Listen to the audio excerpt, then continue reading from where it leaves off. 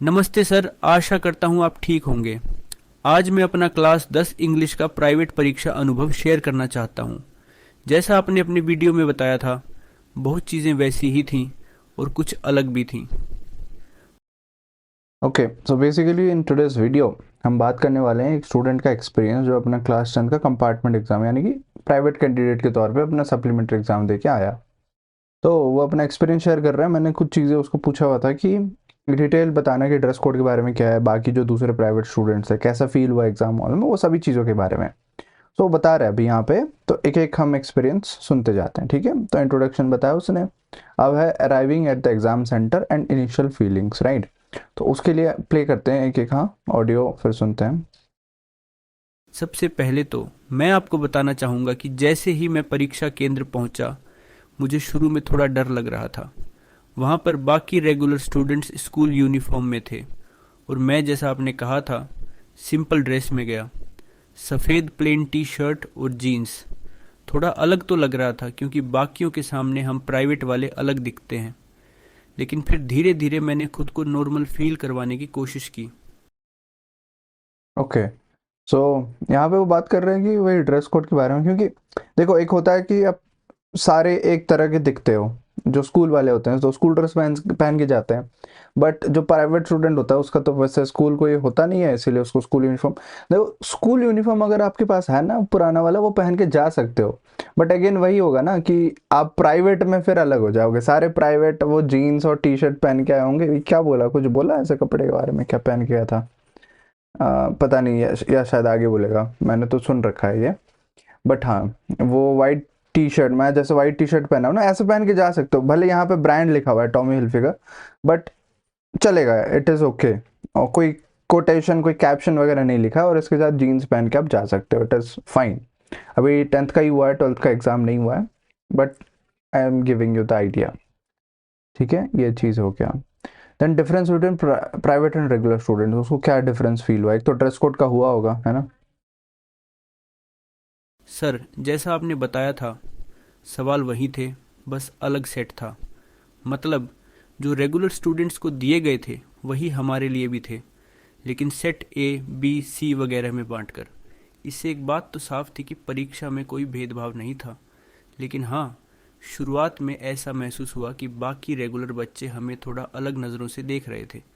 शायद इसलिए क्योंकि उन्हें पता था कि हम यहाँ री अटेम्प्ट कर रहे हैं। पर मैंने खुद को ये सोचकर शांत रखा कि सबका फोकस अपने एग्जाम पर ही होगा। ओके। टीचर लोगों को तो पता होता है कि ये तो प्राइवेट स्टूडेंट है, कपड़ा मतलब उसका यूनिफॉर्म नहीं है, तो वहीं से पता चलता है। प्लस वो लोग डिस्ट्रीब्यूट करते हैं तो उनको इंस्ट्रक्शन भी रहता है कि कितने रेगुलर स्टूडेंट्स हैं, कितने प्राइवेट स्टूडेंट्स हैं। प्राइवेट स्टूडेंट्स को बाद में बैठाते हैं जनरली, ये बताया कि नहीं, नहीं बताया शायद। प्राइवेट स्टूडेंट्स को बाद में, उनका रोल नंबर उसी सीक्वेंस में होता है, रेगुलर के साथ मिक्सअप नहीं होता। रेगुलर वाले एक स्कूल के होंगे, तो एक स्कूल के सारे बच्चे एक साथ बैठ गए, फिर नेक्स्ट स्टूडेंट बैठेगा, नेक्स्ट बैच यानी कि प्राइवेट स्टूडेंट वाला। तो उनका सीक्वेंस में रोल नंबर रहता है। जनरली उनको लास्ट में रखा जाता है या फर्स्ट में रखा जाता है, बीच में ऐसे इन्वॉल्व नहीं किया जाता। या फिर अलग से एग्जाम हॉल, एक दूसरे एग्जाम हॉल में भी उनको बैठाया जाता है। So that is the rule, उसमें कोई टेंशन वाली बात नहीं है। नेक्स्ट। ड्रेस को लेकर भी आपने सही कहा था। प्राइवेट स्टूडेंट्स के लिए कोई सख्ती नहीं थी। लेकिन सर, एक चीज़ जिसने मुझे थोड़ा परेशान किया वो थी पानी की बोतल। हम्म। डिज़ाइन वाली बोतल अलाउड नहीं थी, ओके। सिर्फ ट्रांसपेरेंट बोतल ले जाने की अनुमति थी। अच्छा। मैंने जल्दी से एक ट्रांसपेरेंट बोतल खरीदी।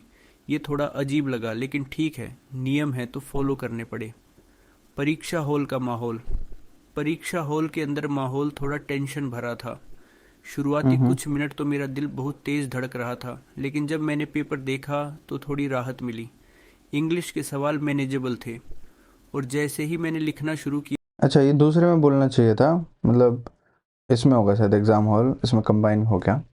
बट हाँ, द थिंग इज कि ड्रेस कोड में कोई सख्ती नहीं है, मतलब कोई स्ट्रिक्ट रूल नहीं है। उनको पता है कि प्राइवेट स्टूडेंट का नॉर्मल क्लोथ्स रहता है, लाइट क्लोथ्स लिखा था ना। और ड्रेस कोड वाले वीडियो में भी मैंने सब कुछ क्लियर कर रखा था। और साथ में ये था कि टीचर वगैरह तो कुछ बोलेंगे नहीं। पानी की बोतल, ये मुझे पता नहीं था कि पानी की बोतल में, वो शायद जो रूल आया था उसमें कुछ लिखा होगा, फिर से एक बार पढ़ना पड़ेगा।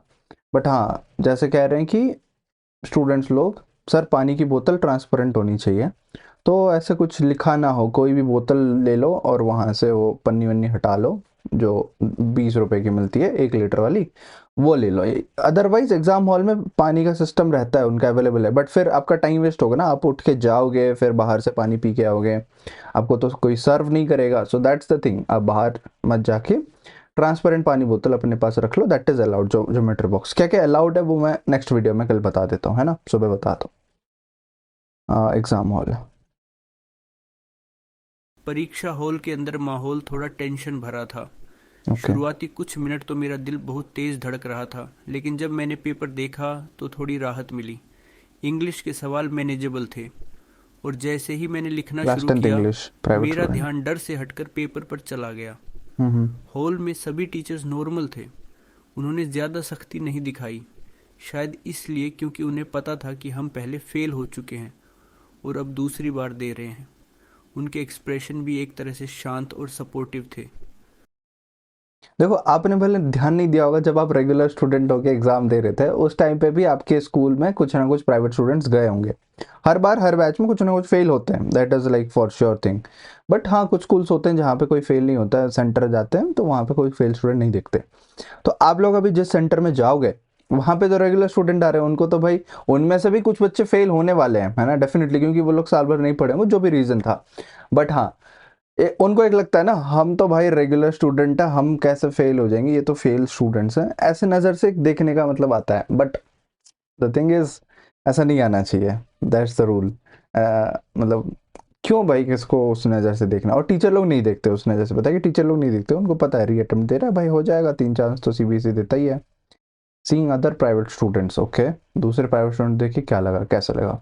सर, सबसे अच्छा ये लगा कि वहाँ और भी प्राइवेट स्टूडेंट्स थे। इससे मुझे हिम्मत मिली। हम सब की बातें ज़्यादा तो नहीं हुई, लेकिन देख कर अच्छा लगा कि मैं अकेला नहीं हूँ। बिल्कुल। सबके चेहरे पर एक जैसा डर और उम्मीद थी। ओके, तो दूसरे भी प्राइवेट स्टूडेंट्स थे, और वही तो मैं कह रहा हूँ कि वो रिलेट कर पाते, जैसे आप लोग मेरे से रिलेट क्यों कर पाते हो, क्योंकि मैं पिछले 6-7 सालों से मैं प्राइवेट स्टूडेंट्स को ही पढ़ा रहा हूँ, प्राइवेट स्टूडेंट्स के साथ बातचीत करता हूँ। तो मेरे लिए बहुत नॉर्मल है कि भाई वो फेल हुआ है, चलो इस बार नहीं तो अगले बार वो पास हो जाएगा, उसको मैं कुछ टेक्निक्स बताऊंगा, और प्राइवेट स्टूडेंट्स कैसे पास होते हैं वो मुझे पता है। तो बट आप जब जाते हो एग्जाम हॉल, आप भी दूसरे प्राइवेट स्टूडेंट देते हो, तो आप भी उसके हालत को समझते हो, या तो नहीं पढ़ा होगा ये, या तो फैमिली में कुछ प्रॉब्लम रहा होगा, या तो फिर हेल्थ इशू कुछ रहा होगा, जिस वजह से वो एग्जाम नहीं दे पाया, या फिर एग्जाम में फेल हो गया देखिए लास्ट टाइम, तो अभी वो देने आया है, मेरे साथ का है। बट रेगुलर स्टूडेंट वो रिलेट नहीं कर पाएंगे, that is the difference. End of the exam and overall experience, okay. Sir, paper ख़त्म होने तक मैं पूरी तरह नॉर्मल हो चुका था। एक समय तो ऐसा लगा कि ये किसी भी रेगुलर स्टूडेंट्स की तरह का ही एग्ज़ाम है। कोई बड़ा फ़र्क नहीं था, बस ये अंदर की फीलिंग थी कि हम प्राइवेट वाले हैं। बाहर निकलकर भी बाकी बच्चे हमें ऐसे देख रहे थे जैसे कुछ अलग है, लेकिन मुझे अब इन चीज़ों की परवाह नहीं रही। अंत में मुझे बस खुशी है कि मैंने अच्छे से पेपर दिया। हम्म। तो टेंशन नहीं लेनी चाहिए एग्जाम हॉल में। अगर आप लोग भी ऐसा लगे, मेरी तरफ से एडवाइस होगा कि डोंट फोकस ऑन देम। वो क्या है, वो भी एग्जाम देने हैं, अभी एग्जाम देने गया हो, उनका वो फर्स्ट चांस है, आपका वो शायद तीसरा चांस है, दूसरा चांस है, जो भी है। So you have to be like calm, compose, normal, don't think much, okay. Last में क्या है, मेरी सिर्फ तारीफ होगी। तो सर, ये था मेरा अनुभव। शुरुआत में डर था, लेकिन आपकी वीडियो और गाइडेंस की वजह से मैं पूरी तरह से तैयारी करके गया। अब देखना है कि रिजल्ट कैसा आता है। शुक्रिया सर, आपने इतना अच्छे से समझाया था, इससे मुझे काफ़ी मदद मिली। धन्यवाद। Thank you so much and most welcome. Result तो बहुत अच्छा आएगा यार, आपने देखो, कॉन्फिडेंस अपने अंदर होना चाहिए। अगर आपके अंदर कॉन्फिडेंस है कि आप अच्छा कर लोगे, तो फिर अगर कुछ नहीं भी आ रहा हो ना कुछ उसमें बना के आ जाओगे आप, you will do the best. तो कीप द कॉन्फिडेंस हाई, अच्छे से करो। And I am also waiting for the result. अभी तो एग्ज़ाम शुरू हुआ है, अभी 15 तारीख को आपका एग्ज़ाम हो गया, 17 को फिर फिजिकल एजुकेशन होगा, कल है पेपर। सो उसमें भी बहुत अच्छा करेंगे 12th वाले, फिर 21 को फिजिक्स, फिर 27 को chemistry. You all will do nice, okay. तो wish you all the very best. मैं एक्सपीरियंस शेयर करना चाहता था, नेक्स्ट वीडियो में बता दूंगा एग्जाम हॉल में क्या क्या लेके जा सकते हैं, okay. So wait for that video, all the best, bye.